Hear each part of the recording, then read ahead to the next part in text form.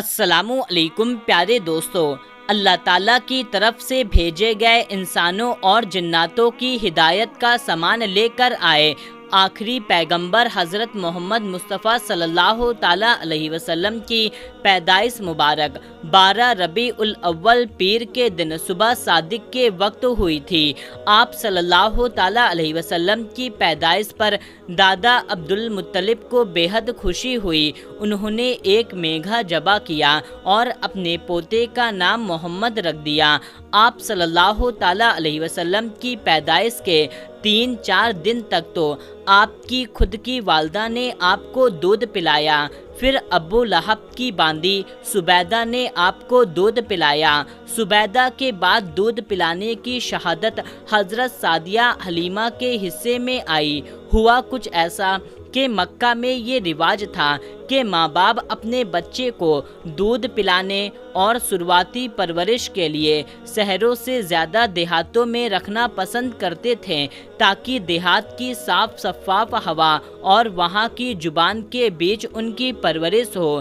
جب آپ صلی اللہ تعالیٰ علیہ وسلم کی ولادت ہوئی تو اس وقت مکہ میں بہت سارے لڑکوں کی پیدائش ہوئی۔ گاؤں سے دودھ پلانے والی بہت سی عورتیں آئیں جنہوں نے وہاں کے تمام بچوں کو لے لیا جو مالدار تھے، لیکن آپ صلی اللہ تعالیٰ علیہ وسلم کو کسی نے نہ لیا۔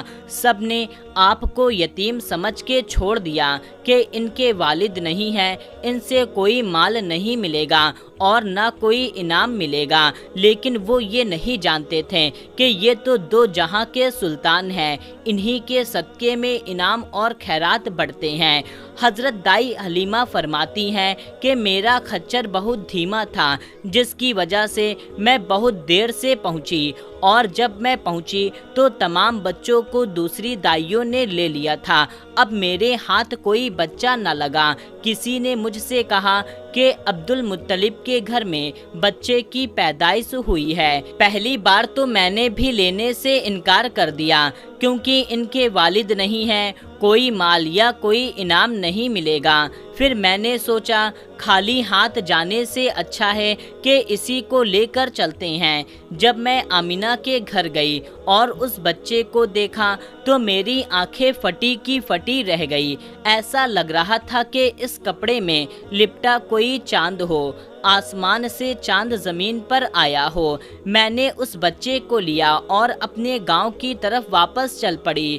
جو میرا خچر آتے سمے لنگڑا لنگڑا کر چل رہا تھا، اب وہی خچر گھوڑے کی طرح تیز رفتار میں سبھی خچروں سے زیادہ تیز دوڑ رہا تھا، اور سب سے پہلے میں اپنے گھر پہنچ گئی۔ جب رات کے اندھیرے میں گھر میں رات چھا جاتی ہے تو اس محمد کے نور سے میرا پورا گھر جگمگایا کرتا تھا، یہاں تک کہ جو میری بکریاں بیمار تھیں، جن کا دودھ سوکھ چکا تھا، اب وہی جانور ایک دم تندرست ہو چکے ہیں اور ان میں دودھ کا سیلاب آ چکا ہے۔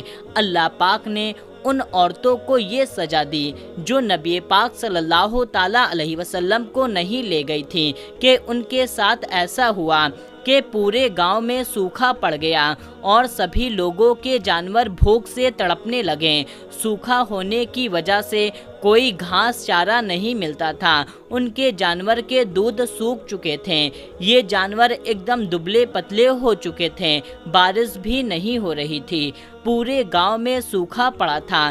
لیکن دائی حلیمہ کی بکریاں جہاں چرنے کے لیے جایا کرتی تھیں تو پیٹ بھر کر چارہ کھایا کرتی تھیں اور ان کے تھن ہمیشہ دودھ سے بھرے رہا کرتے تھے۔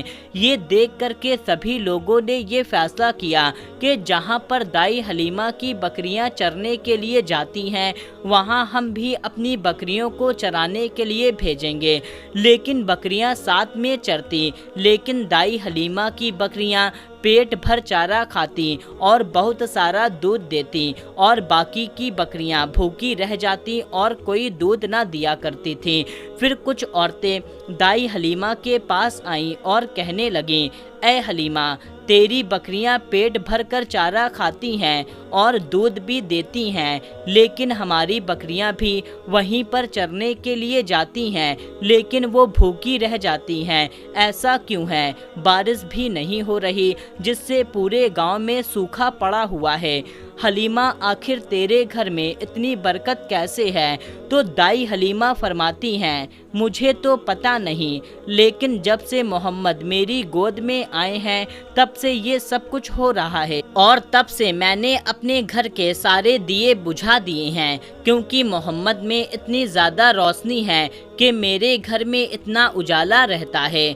दाई हलीमा जाती हैं और मोहम्मद सल्लल्लाहु ताला अलैहि वसल्लम को अपनी गोद में लेती हैं और बारिश होने की दुआ करती हैं। जैसे ही उनकी जुबान से बारिश के अल्फाज निकलते हैं, वैसे ही छमाछम बारिश होने लगती है। ये देख कर के सभी लोग बहुत ज़्यादा खुश हो जाते हैं और मोहम्मद सल्लल्लाहु ताला अलैहि वसल्लम को बरकत वाला बच्चा कहा जाने लगता है।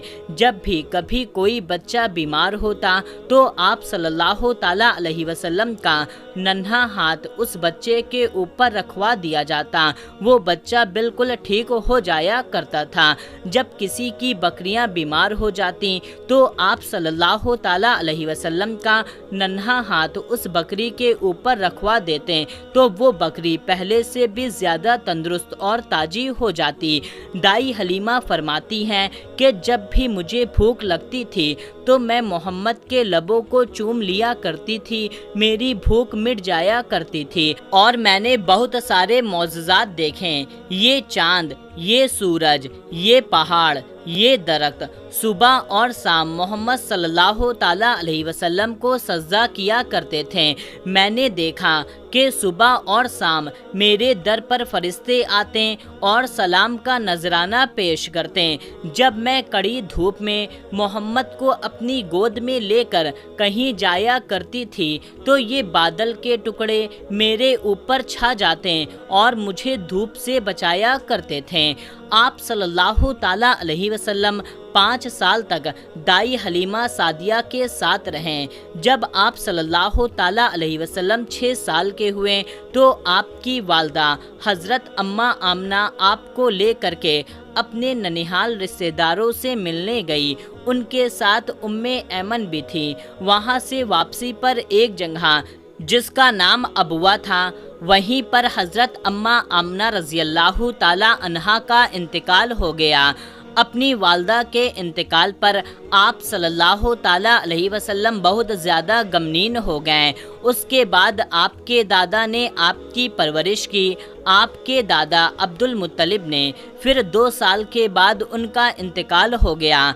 उसके बाद आप सल्लल्लाहु ताला अलैहि वसल्लम की परवरिश आपके चचा अबू तालिब ने की। आप सल्लल्लाहु ताला अलैहि वसल्लम अपने चचा अबू तालिब के साथ दूसरे शहर आया जाया करते थे तिजारत के लिए। आप सल्लल्लाहु ताला अलैहि वसल्लम दूसरे बच्चों की तरह खेल कूद नहीं किया करते थे। जब बच्चे आपको खेलने के लिए बुलाते तो आप सल्लल्लाहु ताला अलैहि वसल्लम फरमाते, मैं यहाँ खेल कूद करने के लिए नहीं आया हूँ। दोस्तों, नबी पाक सल्लल्लाहु ताला अलैहि वसल्लम की पैदाइश हम इंसानों और जिनों के लिए एक रहमत है। वो रहमते 2 आलम सल्लल्लाहु ताला अलैहि वसल्लम हैं। तो जो सच्चे आशिकाने रसूल हैं, इस वीडियो को एक लाइक कर दें और इस चैनल को सब्सक्राइब कर लें और बगल में बने बेल आइकन के नोटिफिकेशन को भी ऑन कर दें ताकि इसका अगला पार्ट आपको मिल सके। तो मिलते हैं, तब तक के लिए अल्लाह हाफिज़, अस्सलामु अलैकुम।